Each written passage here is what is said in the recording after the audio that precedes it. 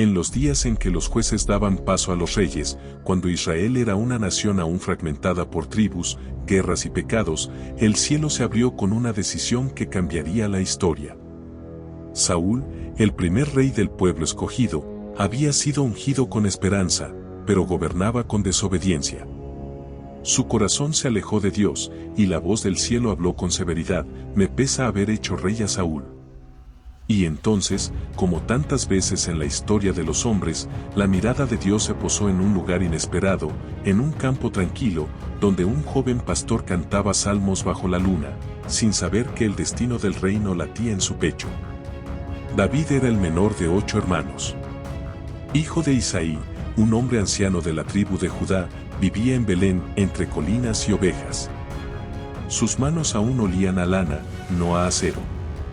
Su alma era limpia, su fe inquebrantable, y su comunión con Dios, profunda. Nadie lo tomaba en cuenta. Ni siquiera su padre pensó en él cuando el profeta Samuel llegó a su casa con la orden de ungir a un nuevo rey.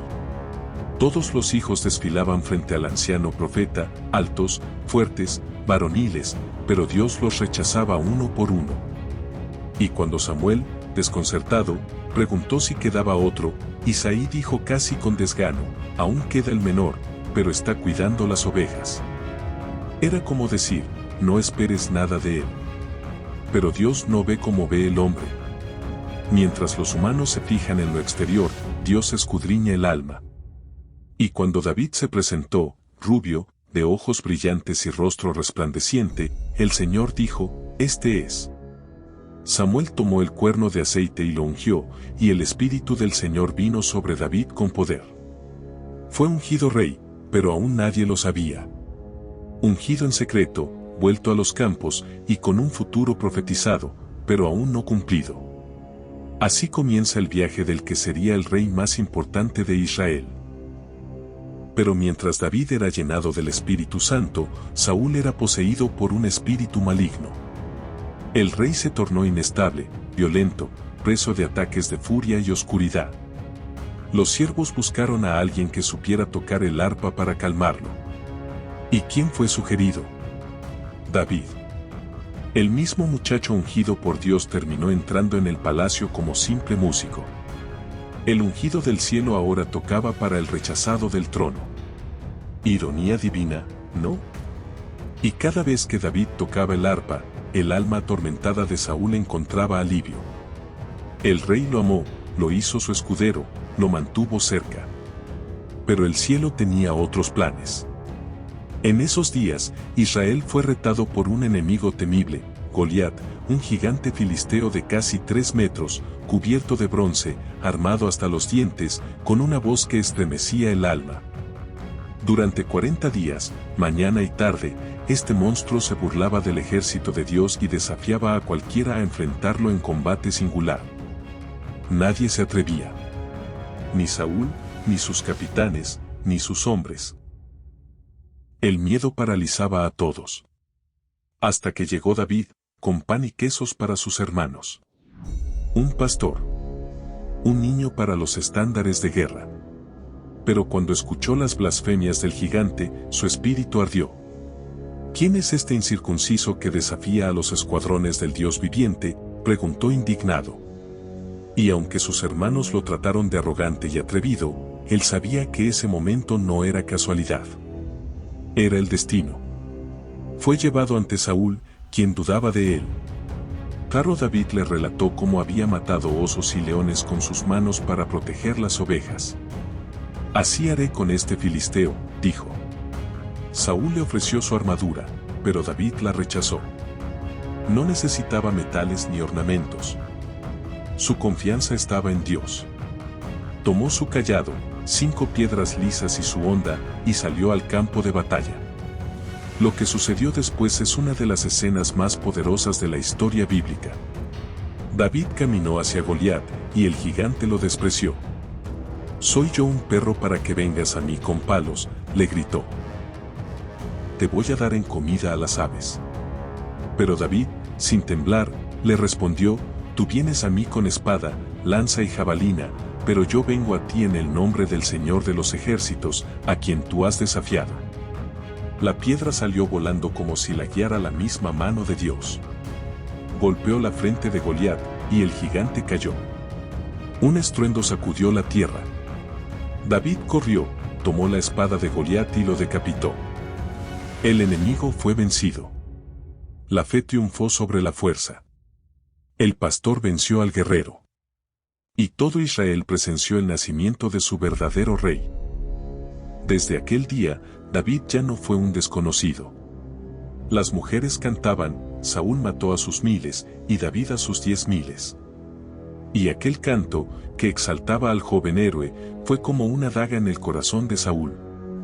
Lo que había empezado como admiración, se transformó en odio. David se convirtió en el blanco de su envidia, y así comenzó una persecución que marcaría años de su vida. Saúl intentó matarlo una y otra vez. Le lanzó lanzas. Trató de usar a su hija Mical como trampa. Le exigió 100 prepucios de filisteos como dote, esperando que muriera. Pero David trajo 200. Y aún así, su fidelidad a Saúl no cambió. Pero el rey solo se hundía más en la locura. Fue entonces que David huyó, convirtiéndose en fugitivo, viviendo en cuevas, desiertos y ciudades extranjeras. Durante esos años oscuros, se le unieron hombres despreciados, endeudados, amargados. Y David se convirtió en su líder. En lugar de un trono, tenía piedras como almohadas. En lugar de coronas, heridas. En lugar de alabanzas, persecución. Pero jamás perdió su fe. Y a pesar de tener en 2 ocasiones la oportunidad de matar a Saúl, no lo hizo. No tocaré al ungido del Señor, dijo. Vivió entre filisteos, fingió lealtad, pero en secreto seguía siendo el defensor de su pueblo. Aquis, rey de Gad, le dio refugio en Ziklag. Pero incluso allí, la guerra lo alcanzó. Los amalecitas saquearon la ciudad, se llevaron a sus mujeres, a sus hombres, a sus hijos. David lloró, pero luego se fortaleció en el Señor. Persiguió al enemigo, lo venció, y lo recuperó todo. Finalmente, Saúl murió en el monte Gilboa, derrotado por los filisteos. Se suicidó para no ser capturado. Jonatán, su hijo fiel, también cayó. Y cuando David lo supo, su corazón se quebró. Lloró desconsolado. Escribió un cántico fúnebre que aún estremece al leerlo, como han caído los valientes. Lloró por su enemigo, lloró por su amigo, lloró por el reino. Entonces fue ungido rey en Hebrón, primero solo sobre Judá. Años después, tras guerras, traiciones y asesinatos, fue reconocido por todo Israel. Y así, el pastor se convirtió en rey. El niño del campo ahora gobernaba desde Jerusalén. Tomó la fortaleza de Sión, la convirtió en la ciudad de David. Trajo el arca del pacto con júbilo, danzó con todas sus fuerzas delante del Señor. Y el reino vivió días gloriosos. David fue guerrero, poeta, profeta y pastor del pueblo. Venció a los filisteos, edomitas, moabitas, sirios. Su nombre era temido y respetado.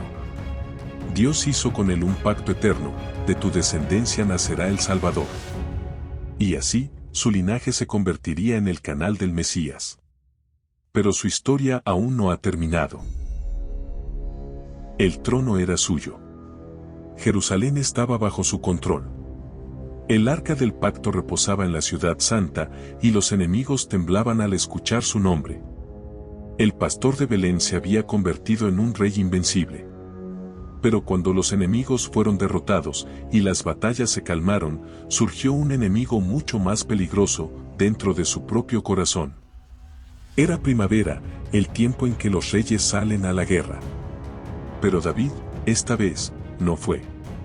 Se quedó en el palacio, descansando, paseando por la terraza mientras sus soldados arriesgaban la vida.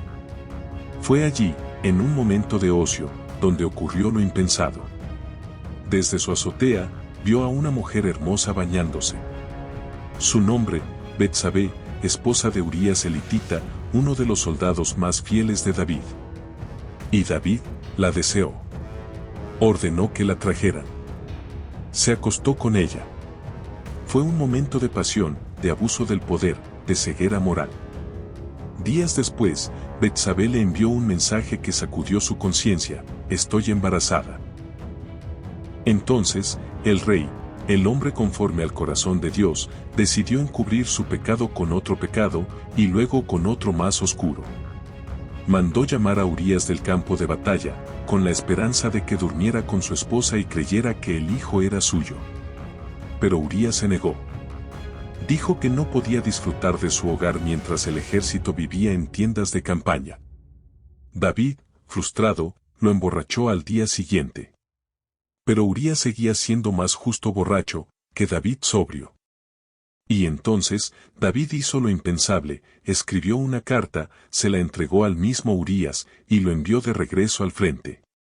La carta contenía su sentencia de muerte. Le ordenaba al general Joab que pusiera a Urías en la parte más peligrosa del combate y luego lo dejara solo para que muriera. Y así fue. Urías murió, traicionado por el rey al que servía. Después del luto, David tomó a Betsabé como esposa. A los ojos del mundo, todo parecía resuelto. Pero Dios lo había visto todo. Entonces vino el profeta Natán. Entró al palacio con una historia que parecía simple: un hombre rico robó la única oveja de un hombre pobre para ofrecerla en banquete. David, indignado, gritó: ese hombre debe morir. Y entonces Natán lo miró a los ojos y le dijo: tú eres ese hombre. El silencio cayó como un rayo sobre el trono. Natán profetizó que la espada no se apartaría jamás de su casa. El hijo que nacería moriría. Y así fue. El niño enfermó. David ayunó, lloró, se postró. Pero el bebé murió. Era el precio del pecado. Aquel hombre que había matado gigantes y escrito salmos de adoración, ahora se revolcaba en la culpa y el remordimiento. Pero no fue el final. David se levantó, adoró a Dios, y volvió a vivir. De su unión con Betsabé, nacería otro hijo, Salomón, al que el Señor amó desde su nacimiento. Porque el perdón de Dios es más grande que la caída más profunda. Pero la maldición anunciada por Natán continuó. La casa de David se convirtió en un campo de ruinas. Su hijo Amnón violó a su hermana Tamar. Y David no hizo nada. Su otro hijo, Absalón, hermano de Tamar, esperó justicia. Y al no encontrarla, la tomó en sus manos. Mató a Amnón. Y luego huyó. Pasaron años. David permitió su regreso, pero sin reconciliación. La herida entre padre e hijo creció hasta convertirse en odio. Absalón se ganó el corazón del pueblo y se rebeló contra su padre. David, una vez más, se convirtió en fugitivo. Huía, ahora no de un rey loco, sino de su propio hijo. En medio de la traición, David subió al monte de los olivos descalzo, llorando, cubierto con ceniza, humillado. El rey de Israel, derrotado por su pasado, por su omisión, por sus pecados. Pero aún entonces, no dejó de confiar en Dios. Si el Señor quiere devolverme al trono, lo hará, dijo. Y si no, que haga de mí lo que bien le parezca. Absalón tomó Jerusalén. Se acostó públicamente con las concubinas de su padre, cumpliendo la profecía de Natán: lo que hiciste en secreto, se hará en público ante todo Israel. Pero la rebelión no duró. En la batalla de Efraín, Absalón, montando un mulo, se enredó con su largo cabello en una encina. Quedó colgado, vulnerable, y Joab lo atravesó con 3 dardos. Cuando David recibió la noticia, su grito rompió los muros del palacio. Absalón, hijo mío, Absalón, quien me diera haber muerto yo en lugar de ti. Fue uno de los momentos más desgarradores del Antiguo Testamento. Un padre quebrado por el amor y la culpa. El hombre más poderoso de su tiempo, reducido a lágrimas por el precio de sus errores. Con el paso de los años, David restauró su reino. Pero su cuerpo envejecía. Sus días eran cada vez más cortos. En sus últimos años, enfrentó rebeliones internas, traiciones, intrigas palaciegas. Su hijo Adonías intentó tomar el trono sin permiso. Pero David, guiado por el Señor, nombró oficialmente a Salomón como su sucesor. En su lecho de muerte, David dio instrucciones claras a su hijo. Que siguiera los caminos del Señor, que ejecutara justicia, que defendiera el trono con sabiduría. Y después de 40 años de reinado, 7 en Hebrón y 33 en Jerusalén, David murió. Rodeado de gloria, y también de cicatrices.